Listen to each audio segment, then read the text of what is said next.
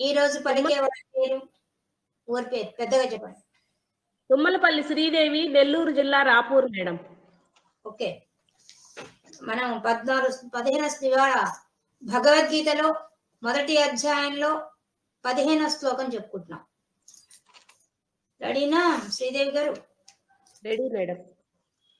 పాంచజన్యం పాంచజన్యం ఋషికేశో హృషీకేశో దేవదత్తం దేవదత్తం ధనంజయః ధనంజయః పౌండ్రం పౌండ్రం దధ్మౌ దద్మౌ మహాశంకం మహాశంఖం భీమకర్మ భీమకర్మ వృకోదరః వృకోధరః వృకోదరః అంతే, దాకుతులేదు.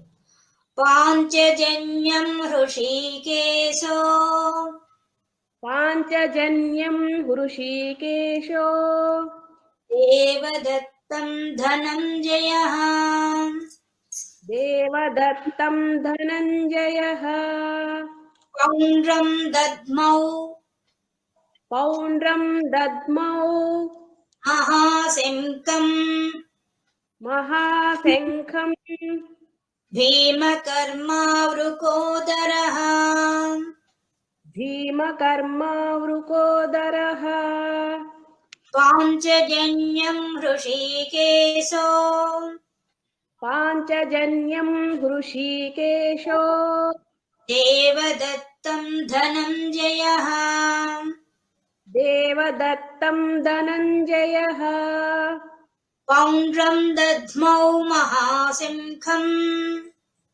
పౌండ్రం దద్మౌ మహాశంఖం భీమకర్మ వృకోదరః భీమకర్మ వృకోదరః పాంచజన్యం హృషీకేశో పాంచజన్యం హృషీకేశో దేవదత్తం ధనంజయః దేవదత్తం ధనంజయః పౌండ్రం దద్మౌ మహాశంఖం పౌండ్రం దద్మౌ మహాశంఖం భీమకర్మ వృకోదరః భీమకర్మ వృకోదరః.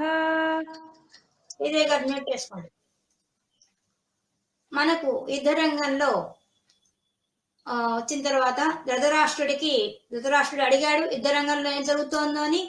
సంజయుడు చెప్తున్నాడు. అందులో భాగంగా భీష్మాచార్యుడు తన శంఖాన్ని పూరించడం, సింహనాదం చేయడం అయిన తర్వాత పాండవుల పక్షాన కృష్ణ పరమాత్మ, అర్జునుడు ఇద్దరు ఒకేసారి శంఖాలు పూరించారు. ఇప్పుడు తర్వాత ఎవరు పూరించబోతున్నారో చెప్తున్నారు. కానీ మనం గుర్తుపెట్టుకోవాల్సిన విషయము, ఇప్పుడు కౌరవుల తట్టు కూడా అందరూ తప్పెట్లు, డోళ్ళు అన్ని వాయించారు, అన్ని శంఖాలు పూరించారు. కానీ వాళ్ళ గురించి వర్ణించలేదు. ఇక్కడ కృష్ణ పరమాత్మతో మొదలుపెట్టి వాళ్ళే మాత్రమే వివరిస్తున్నారు. ముందు అర్జునుడి యొక్క రథాన్ని చెప్పేశారు. రథం మీద కూర్చున్నటువంటి కృష్ణ పరమాత్మ గురించి, ఆ అర్జునుడి గురించి, వాళ్ళు ఊదించే శంఖాల గురించి చెప్తున్నారు. అంటే ఏంది అర్థం? వాళ్ళు ఎందుకు చెప్పలేదు? పరమాత్మ ఎక్కడ ఉంటే అక్కడ ధర్మం ఉంటుంది. ఆ ధర్మానికి మాత్రమే ఎక్కువ విలువ ఉంటుంది. అందుకని పాండవుల పక్షం ధర్మపక్షం కాబట్టి అక్కడ విషయాన్ని మాత్రం మనకి వ్యాస భగవానుడు వర్ణిస్తున్నారు. పాంచజన్యం ఋషికేశుడు అంటే కృష్ణ పరమాత్మ పాంచజన్యం అనే ఒక శంఖాన్ని పూరించాట. ఆయన బాగా పెద్దగా ఊదాడు.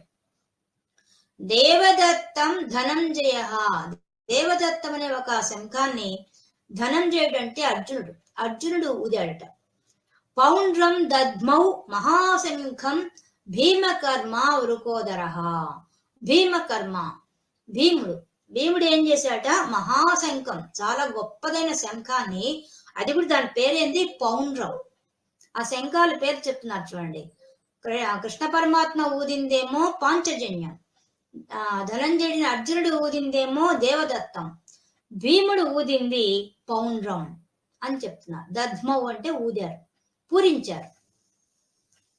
శంఖాన్ని పూరించడం అంటారు. దాన్ని పూరించారు అని మనకు ఈ శ్లోకంలో మనకి చెప్తున్నారు. అంటే అర్థమైంది. ఇప్పుడు మనకి పాంచజన్యం ఋషికేశు. ఋషికేశుడు అంటే కృష్ణ పరమాత్మ అనుకున్నాం. ఈ కృష్ణ పరమాత్మ ఊదింది పాంచజన్యం.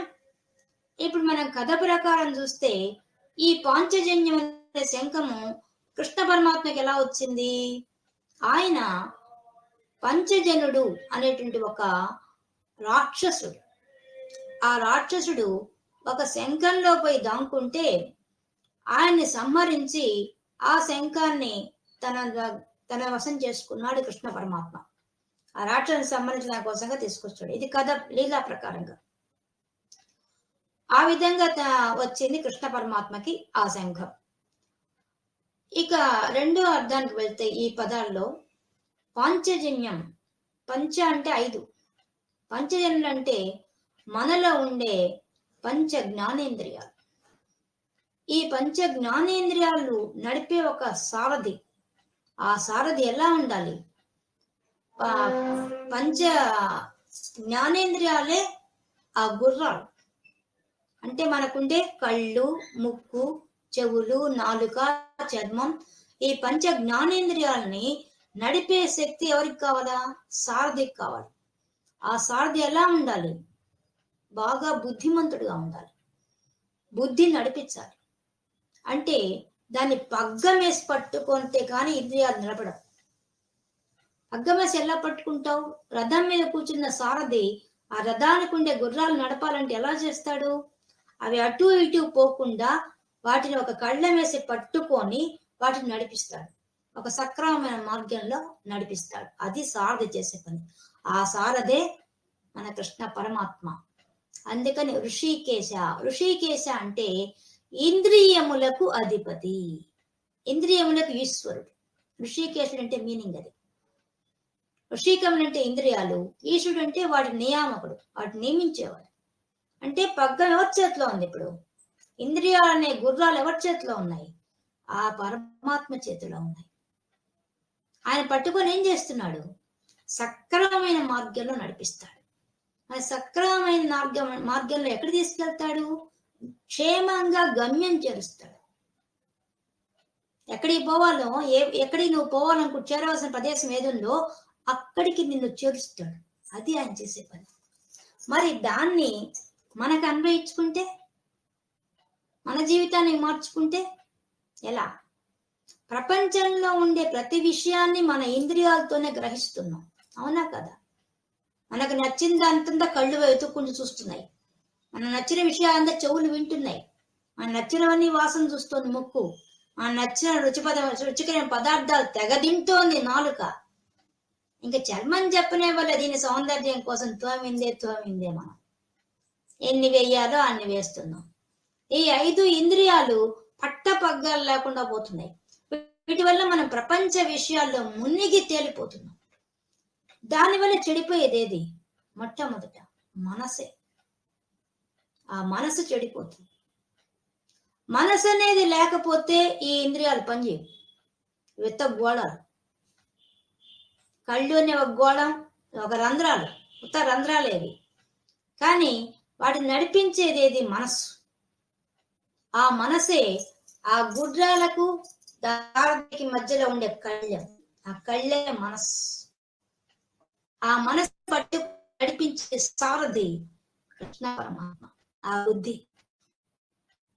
ఇంకా ఋషిక అంటే మనసు కూడా తీసుకోవచ్చు. మనసులో నుంచే ఈ పంచ జ్ఞానేంద్రియాలు పనిచేస్తున్నాయి. పట్టపగ్గాలు లేకుండా పనిచేస్తున్నాయి. పగ్గ వేసి పట్టేవాడు ఉంటే తప్పవి. అలా నడిపించేవాడు ఎవరో ఆయనే పరమాత్మ. కాబట్టి ఆ పరమాత్మ చేతిలోనే మన పంచ జ్ఞానేంద్రియాలు ఊదపడుతున్నాయి. అంటే నీ గమ్యం ఏంది? అప్పుడు నీ గమ్యం మోక్షం పొందడం. అది ఇవ్వగల శక్తి ఎవరికి ఉంది? సారథి అయి ఆ పట్ట పగ్గాలు వేసి పట్టుకొని ఇంద్రియాలు నడిపించే ఈశ్వరుడు ఎవరో ఆయనే ఋషికేశుడు. ఆయన్ని పట్టుకుంటే నీ ఇంద్రియాలు ఆయన స్వాధీనం చేసినట్టయితే నిన్ను సక్రమమైన మార్గంలో తీసుకెళ్లి మోక్షాన్ని ప్రసాదిస్తాడు. చూడండి, పదాలు అమరికల్లోనే అంతరార్థాన్ని పెట్టి రచించారు. అది వ్యాస భగవానుడు. ఒక దేవదత్తం ధనంజయ. దేవదత్తం కథ ప్రకారం దేవదత్తం దేవుడి చేతి ఇవ్వబడింది. ఏమి ఇవ్వబడింది? అగ్నిదేవుడు దేవదత్తం అనే ఒక శంఖాన్ని అర్జునుడికి ప్రసాదించాడు. ధనంజయ, అర్జునుడికి ధనంజయుడు అని పేరు ఎప్పుడు వచ్చింది? ఆయన ధర్మరాజు రాజసూయ యాగం చేసినప్పుడు అన్ని దిక్కులకు తమ్ముళ్ళని పంపించాడు. అందరినీ దుష్టులైన రాజుల మీద యుద్ధం ప్రకటించి వాళ్ళని గెలిచి నయానో భయానో వాళ్ళని దారికి తీసుకొచ్చి వాళ్ళ ధనరాశులని తీసుకొచ్చారు. వీళ్ళ రాజ్యాన్ని విస్తరింపజేసుకున్నారు. చెప్పిన మాట వేయని రాజ్యాన్ని అంతా తమ ఆధీనంలో తెచ్చుకున్నారు. దానికంతా కూడా అది కాకుండా అప్పుడు వాళ్ళ రాజులంతా ధనం ఇచ్చారు. రాజసూయ యాగానికి కావాల్సిన ధనం అంతా ఇచ్చారు. వాళ్ళు కానుకలుగా ఇచ్చారు. పైన సంతోషంగా ఇచ్చారు. ఏడుస్తూ ఇవ్వలేదు, చాలా సంతోషంగా ఇచ్చారు. అటువంటి ధనాన్ని 4 దిక్కుల నుంచి తీసుకొచ్చాడు ఆయన. కాబట్టి ధనంజయుడు ధనాన్ని జయించాడు, తీసుకొచ్చాడు. అది పైన అర్థం. కథ ప్రకారంగా, లీలా ప్రకారంగా కథ అది. దేవదత్తం అనే ఒక శంఖాన్ని అగ్నిదేవుడు ధనంజయుడికి ఇచ్చాడు. ఆ ధనంజయుడు ఎందువల్ల అయ్యాడంటే ఆయన ధనం తీసుకురాబట్టి, ధనాన్ని జయించి తీసుకొచ్చాడు కాబట్టి ధనంజయుడు అయ్యాడు అర్జునుడు. ఇది అర్థం. ఈ అర్జునుడికి ఏముంది? ధనం. అసలైన ధనం ఏముంది ఆయనకి? ఇంద్రియ నిగ్రహం ఉంది ఆయనకి. దేవుడి ద్వారా దత్తమైంది, పొందాడు. ఏం పొందాడు? తన ఇంద్రియ నిగ్రహాన్ని సాధించాడు. సాధించడం వల్ల ఏమైపోయింది? ద్రోణాచార్యుడు అంతటి వాడు సమస్త విద్యలు ఆయనకి ఇచ్చాడు. తన కొడుకు కూడా ఇవ్వని విద్యలన్నీ కూడా అర్జునుడికి ఎందుకు ఇచ్చాడు? ఉత్తముడు, ఇతడు ఇంద్రియ నిగ్రహం కలవాడు, ఎప్పుడు ఏ అస్త్రాన్ని ప్రయోగించాలో బాగా తెలిసిన వాడు, సమయాన్ని బట్టి సందర్భాన్ని బట్టి ప్రవర్తించగల తెలివి గలవాడు అనే ఉద్దేశంతోనే ఆయన ఇచ్చాడు విద్యనంతా కూడా. సమస్త విద్యను నేర్పించాడు ఆయనకి. అంతేకాదు, ఇతరులు యుద్ధం చేసి వాళ్ళు ప్రయోగించిన ఆయుధాలు కూడా ఉపసంహరించే విద్యతో సహా నేర్పించాడు. ఎందుకు నేర్పించాడు? ఈయన ఆ ఇంద్రియాలను జయించాడు కాబట్టి. అందుకే దేవుని ద్వారా దత్తం పొందాడు. ఏం పొందాడు? ధనంజయ. ఆయన దగ్గర ధనం, వెలగట్టలేని ధనం ఉంది. ఏందది? ఆ ఇంద్రియ నిగ్రహం. ఆ ధనాన్ని జయించాడు. కానీ ఇంద్రియాలు జయించడం చాలా కష్టం. ఇప్పుడు మనమే చూడండి, రోజు మనం ఓడిపోతుంటాం. ఎంత ప్రయత్నం చేసినా మన ఇంద్రియాలు మన మాట వినవు. సెల్ ఫోన్ చూడొద్దంటే పిల్లకాయలు సెల్ ఫోన్కి అంకితం అయిపోతున్నారు. అలాగే ఏవి చెడు మాటలు వినకూడదు అనుకుంటే అవే వింటున్నారు. ఏవి చేయకూడదు అంటే అవే చేస్తున్నారు. ఏవి తినకూడదు అంటే అవే తింటున్నాం. ఇవంతా ఇంద్రియాలు చేసే వ్యాపారం. కాబట్టి ఈ విధంగా మనకు ఇంద్రియాలతో ఉండే విషయాన్ని సాధించిన వాడు అర్జునుడు. దాని తార్కాణం అర్జునుడు. పౌండ్రం. పౌండ్రం పౌండ్రం అనేది భీముని యొక్క శంఖం. మనము త్రూఅవుట్ ఈ భగవద్గీతలో అర్జునుడి గురించి, కృష్ణ పరమాత్మ గురించి సమయ సందర్భాలు బట్టి మనం ఎక్కువగా చెప్పుకుంటాం. కానీ ఇప్పుడు మనం భారతంలో ఉండే పాత్రల్లో కొన్ని మాత్రమే మనం ఇప్పుడు చెప్పుకుంటాం. ఇక్కడ సందర్భం వచ్చినప్పుడు చెప్పుకుంటాం అన్నమాట. పౌండ్రం, పౌండ్ర దేశం వాళ్ళు ఈ భీముడికి ఆ పౌండ్రం అనే ఒక శంఖాన్ని ఇచ్చారు. అందువల్ల పౌండ్రం అంటున్నారు దాన్ని. అంటే భీముడు చాలా బలవంతుడు. ఎంత బలవంతుడు అంటే ఆయన పుట్టినప్పుడు ఆ కుంతీదేవి ఎత్తుకోలేకపోయింది ఆయన బరువుని. ఆయన ఎత్తుకోలేక కింద పడేసింది. ఆయన కింద పడేస్తే భూమికి పగిలింది, కింద నేల పగిలింది, ఆయనకేం కాలేదు. అంటే అంత బలాఢ్యుడు. అంత బలమైన వాడికి అంత బలమైన శరీరం, ఆకారం కూడా పెద్దది భీముడికి. అటువంటి వాడికి ఎంత పెద్దది ఇవ్వాలి? ఆయన చేతికి సరిపోయి అంత పెద్దది ఇవ్వద్దు అన్న శంఖం. అందుకని ఆ యొక్క పౌండ్ర దేశం వాళ్ళు ఆ పెద్ద శంఖం తయారు చేసి ఆయన కోసం ఇచ్చారట, గిఫ్ట్ గా ఇచ్చారట ఆయనకి. అందుకని పౌండ్రం. దద్మౌ మహాశంఖం, అది కూడా ఎటువంటిది, మహా పెద్దది, గొప్పది, శబ్దం కూడా చాలా ఎక్కువ వస్తున్నట్టు అది. అటువంటి దాన్ని భీమకర్మ. ఆయనకి భీమకర్మ, భీముడు అని చెప్పడం లేదు, భీమకర్మ. భీమ అంటే భయంకరమైన కర్మ పని చేసేవాడు, భయంకరమైన పనులు సాధించాడు ఆయన జీవితంలో. ఆయన ఇంకా ఎటువంటి వాడు, ఉరుకోదరహ, ఉరుక ఉదరహ, ఉదరం అంటే పొట్ట. ఏం పొట్ట ఉందట ఆయనకి, తోడేలు వంటి పొట్ట ఉందట ఆయనకి. తోడేళ్ళు వంటి పొట్ట అంటే తోడేలు పొట్ట చాలా సన్నగా లోపలికి పోయి ఉంటుంది, కానీ భీముడు తినే ఆహారం చాలా ఎక్కువ, కానీ ఆయన పొట్ట ఎప్పుడు లోపలికి ఉంటుందట. అది అసలు అది చెప్పడానికి అది చెప్తున్నారు, రుకోదరహ. అంతేకాదు, రుకోదరహ అంటే ఇంకో అర్థం ఏంటంటే ఆయన ఏమి తిన్నా జీర్ణం చేసుకోగలడు. అగ్నిదేవుడు అలా కూర్చో ఉన్నాడు ఆయన పొట్టలో, ఎంత తిన్నా అరిగిపోతుంది ఆయనకి, అంత దానివల్ల బలవంతుడు ఆయన. అందుకని రుకోదరహ. ఇంకా భీమకర్మ, ఆయన భయంకరమైన పనులు చేశాడు. కీచకుడిని సంహరించినప్పుడు గాని, ఆ బకాసురుని సంహరించినప్పుడు గాని ఆయన చాలా భయంకరంగా చంపాడు వాళ్ళని. అట్లా ఇట్లా కీచకుడిని అయితే మాంసం ముద్ద చేసాడు, మాంసం ముద్దే, మనిషిని అంతా కలిపి ఒక ముద్ద తయారు చేశాడు, అంత బీభత్సంగా చంపాడు. అలాగే బకాసురుని చెట్లు వేసి, ఏమీ ఆయుధాలు లేకుండా చెట్లతోనే కొట్టి కొట్టి చంపేశాడు. చాలా భయంకరంగా యుద్ధం జరిగింది. అలాగా ఆయన చేసిన పనులన్నీ భయంకరం, ఎందుకంటే దేహం చాలా దారుఢ్యంగా ఉంది, బలంగా ఉంది.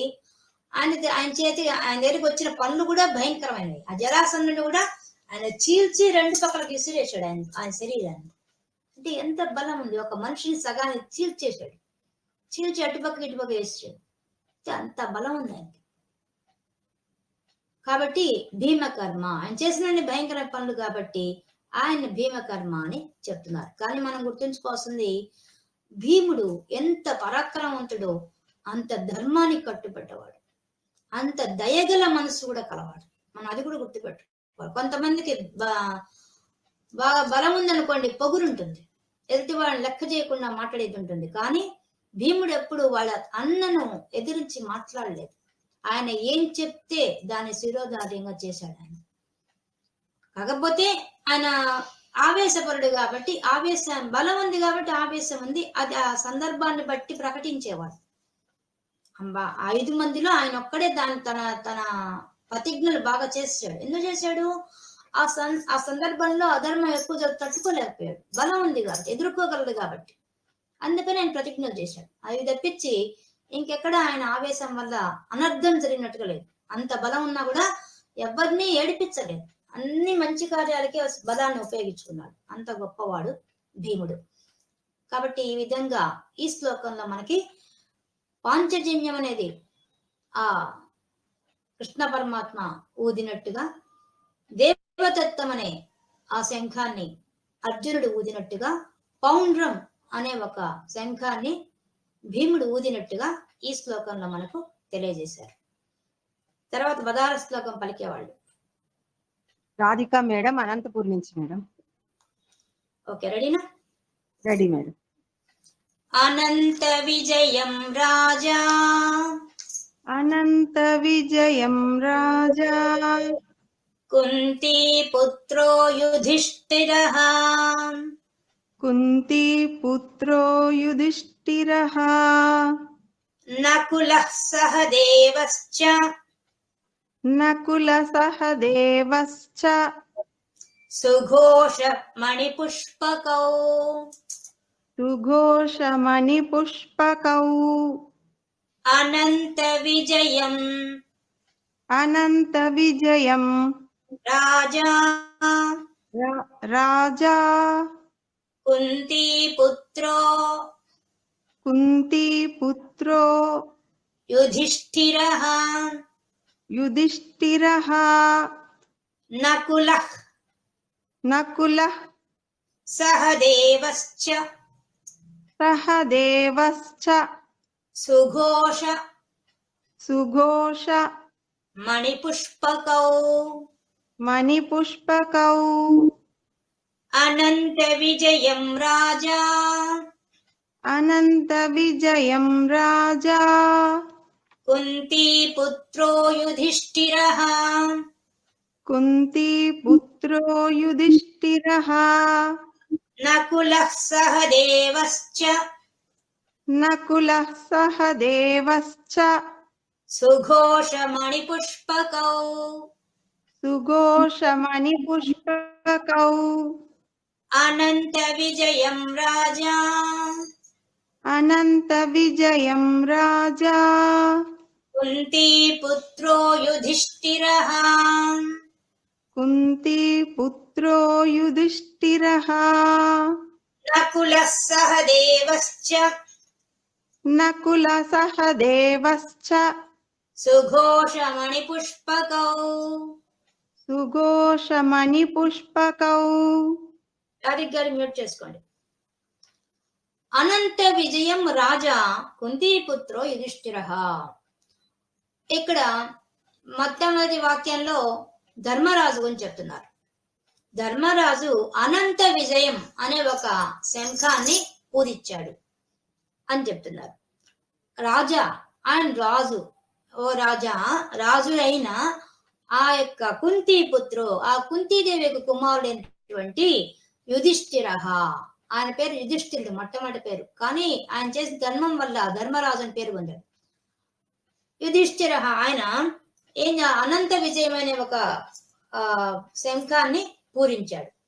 ఇంకా నకులః, నకులుడని ఆయన వాళ్ళ తమ్ముడు పాండవుల్లో ఆయన సుఘోష, సుఘోష అనేటువంటి ఒక శంఖాన్ని పూరించాడు. సహదేవశ్చ, సహదేవుడు మణిపుష్పకౌ అనే ఒక శంఖాన్ని పూరించాడు. ఈ విధంగా అన్నదమ్ముళ్ళందరూ ఏమేం శంఖాలు పట్టుకున్నారు, ఏమేం పూరించారు అనే విషయాన్ని ఇక్కడ మనకు చెప్పేశారు. కానీ ఇక్కడ మనకు వచ్చే సందేహం మొదటి వాక్యంలో వస్తుంది. ఏంటది? రాజా, రాజు కాదు కదా, ధర్మరాజు ప్రస్తుతం రాజుగా లేడు. అలాంటప్పుడు రాజా అని ఎలా చెప్పారు అసలు? అక్కడ మనకు వాక్యం చూడంగానే మనకు మొట్టమొదటి వచ్చే డౌట్, మిగతా అంతా డౌట్ లేదు. ఎందువల్ల? సరే, అనంత విజయం అనే ఒక శంఖాన్ని ఆయన పూరించాడు, సుఘోషం అనే దాన్ని నకులుడు పూరించాడు, మణిపుష్పకం అనే దాన్ని సహదేవుడు పూరించాడు అనే విషయం మనకు అందరికి అర్థమైపోయింది. కానీ రాజు కాని వాణ్ణి రాజు అని, మళ్ళీ కుంతీపుత్రుడని, మళ్ళీ యుధిష్ఠిరః అని ఇన్ని సంబోధనలు ఒక్క ధర్మరాజుకే ఇచ్చేశారు. ఎందుకు అన్ని? మామూలుగా చెప్పేచ్చు కదా, ధర్మరాజు ఇది ఊదాడని చెప్తే సరిపోతుందిగా. అలా చెప్పారంటే ఏదో ఉంది అనమాట అర్థం అక్కడ. రాజా మామూలు అర్థం ఏంది? రాజసూయ యాగం చేశాడు కాబట్టి రాజు ఒక అర్థం. ఒకప్పుడు రాజు కాబట్టి రాజు లేదు, పాండవ పక్షం అంతటికి కలిపి ఆయన ప్రస్తుతం ఆయనే కదా నాయకుడు కాబట్టి రాజు. పైకి కథ ప్రకారం అర్థం. కానీ లోపలికి పోతే ఈ ధర్మరాజు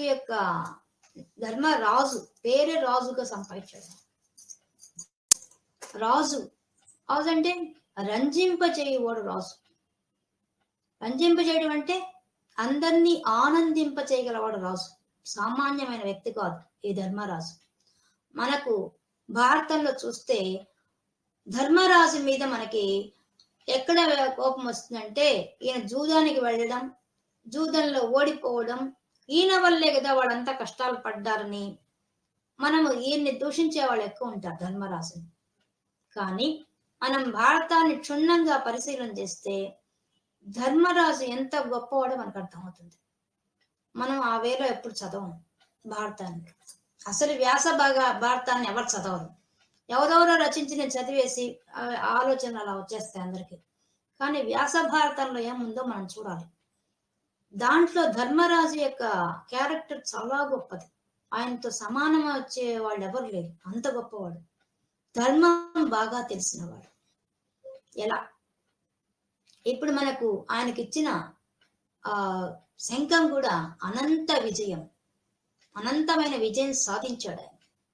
ఏంటి ఆ విజయం అసలు? ఏంది ఆ ధర్మరాజు యొక్క గొప్ప విషయం అంటే, ధర్మరాజులో మనకు కనిపించే మైనస్ పాయింట్ ఏంది?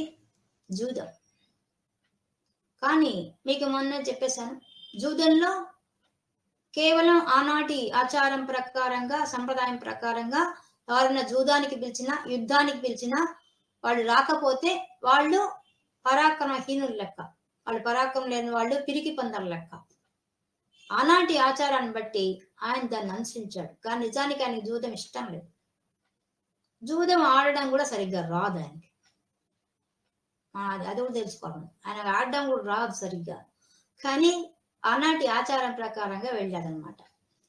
ఇంకా రెండోది, ఇంకా అధర్మంగా ప్రవర్తించాడా ధర్మంగా ప్రవర్తించాడా అనడానికి మనకు రాజసూయ యాగంలో మనకు తెలుస్తుంది ఆ విషయం.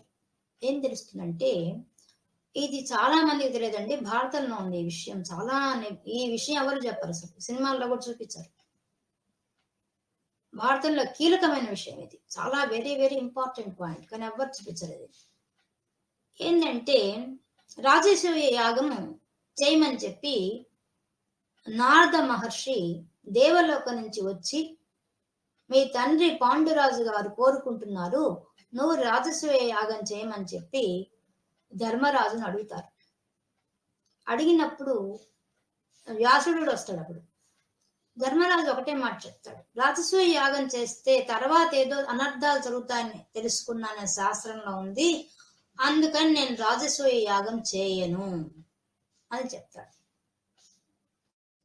చెప్పినప్పుడు వాళ్ళు నారదుడు వ్యాసుడు చెప్తారు, ఎన్నో రకాలుగా చెప్పి చూస్తారు. అన్నిటికీ ఆయన ఒకటే మాట చెప్తాడు, తర్వాత అనర్థాలు వస్తే యుద్ధం వస్తుందని చెప్తారు. నాకు యుద్ధం చేయడం ఇష్టం లేదు, నాకు యుద్ధం అంటేనే అస్సలు నేను నచ్చను, కాబట్టి నేను ఈ రాజసూయ యాగాన్ని నేను తండ్రి గారి తండ్రి కదా చెప్పంపించాడు, నువ్వు చెయ్యాలి కదా అంటారు. కానీ తర్వాత అనర్థం వస్తుంది కదా, ప్రజలు నష్టం అయిపోతారు కదా అని అంటాడు. సరే, నీకు ఒక్కరోజు గడివిస్తున్నావు, నువ్వు బాగా ఆలోచించుకుని మాకు చెప్పుని వాళ్ళు వెళ్ళిపోతారు. మళ్ళీ ఆ రోజు మనం తెలుసుకోవాల్సింది, ధర్మరాజు ఒక యోగి, అంటే యోగాభ్యాసం చేసేవాడు. అంత గొప్పవాడు ఆయన, మామూలు మనిషి కాదు ఆయన. ఉదయం లేచి యోగాభ్యాసం చేసేవాడు. అందువల్ల ఆయన చాలా నిష్ఠగా ఉంటాడు అన్నమాట. ఆయనకు కళ వచ్చింది. ఆ కళలో ఈశ్వరుడు కనిపించి, అనర్థం జరగబోతోంది, ఆ అనర్థానికి నిమిత్త కారకుడు నువ్వే అని చెప్తాడు. అనేది కళ్ళలో కనిపిస్తాడు ఈశ్వరుడు. ఇంకా అనర్థం జరుగుతుంది కరెక్టే, కానీ దానికి నిమిత్త కారణమే నువ్వు మాత్రమే, కేవలం కారణం, కానీ దైవ కార్యం అన్నట్టుగా చెప్తాడు ఈశ్వరుడు. దాంతో నిద్ర లేస్తాడు. ఆయనకు అర్థమైపోతుంది, తండ్రి ఒక పక్క ఆజ్ఞాపించాడు, ఇంకో పక్క భగవంతుడు ఆజ్ఞాపించాడు రాజసూయ యాగం చేయమని చెప్పి.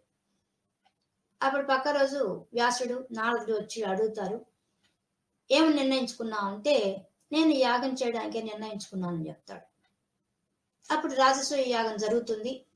జరిగిన తర్వాత ఇంక తమ్ముళ్ళంతా పోయి అన్ని దిక్కులకు పోయి చాలా ధనరాశులు తీసుకొస్తారు, అన్ని రాజ్యాలని వాళ్ళు పిలిపిస్తారు, అన్ని చాలా ఆర్భాటంగా చేస్తారు. చేసిన తర్వాత ప్రధాన తాంబూలం ఎవరికి ఇవ్వాలంటే కృష్ణ పరమాత్మకి ఇవ్వాలని సూచిస్తే శిశుపాలుడు అడ్డం పడడం, ఆ శిశుపాలుడు ఆ రాజసూయ యాగం జరిగిన దగ్గరే వాడి తల ఖండించబడడం, ఇది జరుగుతుంది.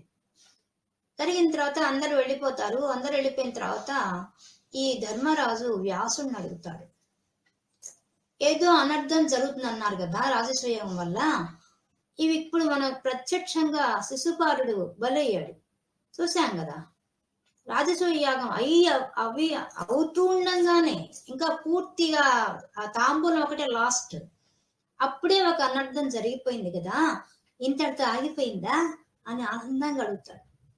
అంటే వ్యాసుడు నవ్వుతాడు, ధర్మరాజా నువ్వు ఒక విషయం గుర్తుపెట్టుకో, ఒక 13 సంవత్సరాల తర్వాత చాలా ఘోరమైన విపత్తు రాబోతోంది, చాలా భయంకరమైన యుద్ధం రాబోతోంది, అది కూడా నీ నిమిత్తంగానే వస్తోంది అని సూచిస్తాడు. అంటే జరగబోయేది జూదం వస్తుందని తెలుసు, వ్యాసుడికి అని తెలుసు, సూచనగా చెప్పేస్తాడు. 13 ఏళ్ల తర్వాత ఇది జరగబోతోంది, ఒక అనర్థం జరగబోతోంది అని సూచించి వెళ్ళిపోతాడు ఆయన. అప్పుడు పాండవుల్ని ద్రౌపదిని కూర్చోబెట్టి ధర్మరాజు చెప్తాడు, ఇది భగవత్ నిర్ణయం వల్ల ఏదో అనర్థం జరగబోతోందట, ఆయనకు యుద్ధం అని తెలియదు, ఏదో జరగబోతుంది మాకు తెలిసిపోయింది, నేను మీకు అందరికీ చెప్తాను. మాధవి గారు మ్యూట్ చేయండి. మాధవయ్య గారు మ్యూట్ చేయండి.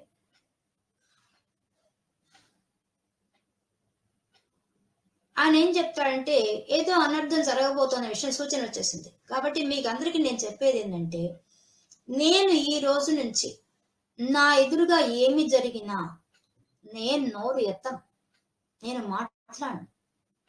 నా ముందు ఎంత అన్యాయం జరుగుతున్నా సరే, ఏమి జరుగుతున్నా సరే నేను నోరు ఎత్తను. అంతేకాదు మన వల్ల యుద్ధం రాకూడదు.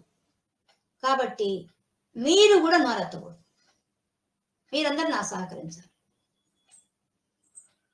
అని అడుగుతాడు. అప్పుడు తమ్ముళ్ళు ద్రౌపది కూడా చెప్తారు, నువ్వు ఎక్కడ గమనున్నా మేము గమనుంటాం, నీ ఆజ్ఞ ప్రకారం మేము అందరు నడుచుకుంటాం అని మాట ఇస్తారు. అందరు మనకు తెలిసిపోయింది, భవిష్యత్తు తెలిసిపోయింది, వాళ్ళకి ఏదో రాబోతోంది అనర్థం. కాబట్టి మనం ముందు జాగ్రత్త పడాలి. దీనికి నేను మౌనంతో ఉంటాను. ఇక్కడి నుంచి నేను యోగిని అయిపోతున్నాను. ఎంత యోగి అయిపోయినా అంటే ఆయన నిరంతరము భగవద్ ధ్యానంలో ఉండిపోయాడు. లోపల అనుక్షణం వదలకుండా పరమాత్మను వదిలిపెట్టకుండా పట్టుకున్నాడు. ఆయన మనసులో పట్టుకొని అడవుల పాలైన తర్వాత కూడా ఆయన ఎంతో మంది ఋషుల దగ్గరికి పోయి జ్ఞానాన్ని సంపాదించాడు. మనం అరణ్య పర్వంలో చదివితే ఆయన ఎంత మార్కండేయుడితో సహా ఎన్ని విషయాలు అడిగాడు ఆయన. అబ్బా, అద్భుతంగా ఉంటుంది ఆయన ఇక చేసుకున్న ఉపదేశాలు. ఎన్ని ప్రశ్నలు వేస్తాడో, ఎన్ని విషయాలు జ్ఞానం సంపాదించుకుంటాడు, బాగా సంపాదించుకుంటాడు. ఆ పైన అడవుల్లో ఉండి కూడా అన్ని వ్రతాలు చేస్తాడు, అన్ని పూజలు చేస్తాడు. ఎన్ని చేస్తాడో అసలు. అంటే ఆయన మనసును పూర్తిగా పరమాత్మకి అంకితం చేస్తాడు. అంత స్థాయికి వెళ్ళిపోతాడు. అనుక్షణం వదలడు ఇంకా పరమాత్మని. అటువంటి గొప్ప స్థితికి వెళ్ళిపోతాడు. అందుకనే తన మనసును తాను జయించాడు, తన ఇంద్రియాలను తాను జయించాడు, తన నోటిని తాను జయించాడు. కాబట్టి రాజు, ఎంతటి రాజు చూడండి. ఈ రాజు అనే దానికి ఎందుకు ఇచ్చారంటే, చవిటి నేల ఇచ్చారు ఆయనకి ఆ ఇంద్రప్రస్థపురంలో. ఏమి నీళ్లు, నది అనే మాట లేకుండా ఉండే ప్రాంతాన్ని అతనికి ఇచ్చారు. నీళ్లు లేవు అక్కడ. నీళ్లు లేకుండా రాజ్యం ఎట్టొస్తుందండి? ఎక్కడి నుంచి మొదలు పెట్టాడు? చెరువులు తవ్వడం దగ్గర నుంచి మొదలు పెట్టి ఆయన సస్యశ్యామలంగా చేసి పంటనంతా, భూమినంతా పంటలు పండించి అక్కడి నుంచి ఓనమాల దగ్గర నుంచి మొదలు పెట్టాడు. ఇటుక పేర్చుకుంటూ ఒక రాజ్యాన్ని స్థాపించి ఆ రాజ్యాన్ని నడిపించాడు ఆయన. అంత గొప్పవాడు. అందుకే రాజు అనే పదానికి సాక్ష్యంగా నిలబడ్డాడు. తన యొక్క బుద్ధితో, తన ప్రవర్తనతో ధర్మరాజు అని పేరు తెచ్చుకున్నాడు ఆయన. ఇది ధర్మరాజు అంటే. ఆయన జయించింది, అనంత విజయం సాధించాడు. దేంట్లో? తన శరీరాన్ని, తన మనసును, తన బుద్ధిని, అన్నిటిని, ఇంద్రియాలను జయించేశాడు. కేవలం పరమాత్మ మీద మనసు పెట్టుకొని జయించాడు. అందువల్ల అనంత విజయం ఆయన సాధించింది. అందుకనే రాజా అనే పదం ఆయనకి ఇచ్చేశారు. నువ్వు ఎప్పటికీ రాజు అయ్యా. నువ్వు జయించావంటే నువ్వు అన్ని దేశాలు జయించక్కర్లా. మనల్ని మనం జయిస్తే మనం రాజులం. అసలు మనల్ని మనం జయించడమే చాలా కష్టం. మన ఇంద్రియాలను జయించడం చాలా కష్టం. దాన్ని జయించాడే. అందుకనే తన ముందే అంత ఘోరంగా జరుగుతుంటే, పందెంలో ఓడిపోవడం అన్ని జరుగుతుంటే చూస్తూ కూర్చున్నాడు. ఒక్క ముక్క మాట్లాడేది. ఇది భారతంలో కీలకమైన విషయం. ఇది ఏ సినిమాలో చూపించరు ఈ విషయం. ఒక సాఫ్ట్ కార్నర్ లో ఉన్నాడు ఆయన. అందరూ ఎందుకు తమ్ముళ్ళు అంతా ఆయన చెప్పిన మాట విన్నారంటే, ఆయనకు మాట ఇచ్చారు, నువ్వు చెప్పినట్టు మేము వింటాము అని చెప్పి. ఆ మాట కట్టుబడ్డారు వాళ్ళు. ఒక్కొక్క పాత్ర ద్వారా మనం భారతంలో ఎన్ని విషయాలు తెలుసుకోవచ్చు, మన జీవితానికి అన్వయించుకొని మనం చూసుకోవచ్చు. కాబట్టి ఇది రాజా. ఈ రాజు కుంతి పుత్రుడు. కుంతి కూడా ఆమె అడిగితే అన్ని సమకూర్చేంత స్థాయిలో ఉన్నాడు. ఆమె కంట కన్నీరు రాకుండా చూసే స్థాయిలో ఉన్నాడు కొడుకుగా. అందుకే కుంతి పుత్రుడు అని చెప్తున్నారు. కుంతి పుత్రుడైనా కూడా మాతృ పిల్లకాయలు కూడా సొంత తమ్ముళ్ళగా చూసుకున్నాడు. అది వాళ్ళు అలాగే చూసుకున్నారు, వాళ్ళు అలాగే ఆయనతో ప్రవర్తించారు. తన సవతి పిల్లక నాకేం సంబంధం అన్నట్టుగా వాళ్ళని వదిలేయలేదు. వాళ్ళని కూడా తన తమ్ముడితో సమానంగా చూశాడు. అది అందుకని కుంతిపుత్రుడు అని చెప్తున్నారు. యుధిష్ఠిర, అసలైన పదం ఇది. యుధిష్ఠిర అంటే యుద్ధమునందు స్థిరముగా ఉండువాడు. యుద్ధమునందు స్థిరముగా ఉంటాడు ఆయన. అంటే అర్థమైంది, యుద్ధం మన మనసులోనే జరుగుతుంటుంది. యుద్ధం మన అంతరంగాన్ని జయించాడు. అంతరంగంలో ఉన్న యుద్ధాన్ని స్థిరంగా నిలబడి జయించేశాడు. బయట మన యుద్ధ రంగంలో చూసినాడు కర్ణుడి చేత పాపం సావు దెబ్బలు తింటాడు. ఒక రోజైతే మరీ ఘోరంగా సావు దెబ్బలు తిని వచ్చేస్తాడు పాపం మధ్యలో. కాబట్టి ఆయనకి ఎందుకు ఇచ్చారు ఆ నామం? ఎందుకు ఇచ్చారు? యుద్ధం, జీవితం అనే యుద్ధంలో గెలిచాడు ఆయన. స్థిరంగా నిలబడ్డాడు, ఎన్ని కష్టాలు వచ్చినా నిలబడ్డాడు. అందుకని ఆయనకు ఆ పేరు పెట్టడమే అలా పెట్టారు. ఇది యుధిష్ఠిర. చూడండి, మిగతా వాళ్ళిద్దరిది నకుల సహదేవులది మనం వాళ్ళని అనుసరించిపోయారు తప్ప వాళ్ళ గురించి మనం ఏ లోపాలు మనకు లేవు భారతంలో. అందుకని వాళ్ళ గురించి మనం చెప్పడానికి ఏం లేదు. వాళ్ళు మాత్రం అన్నకు సహకరించారు. అన్న ఏ మాట చెప్పినా వాళ్ళిద్దరూ దాన్ని పాటించారు. కాబట్టి వాళ్ళ శంఖాల పేర్లు చెప్పారు, వాళ్ళు పూరించారు. ఇది ఈ 16వ శ్లోకం. మనం ఈరోజు మొదటి అధ్యాయంలో భగవద్గీతలో 15, 16 శ్లోకాలు పూర్తి చేసుకున్నాం.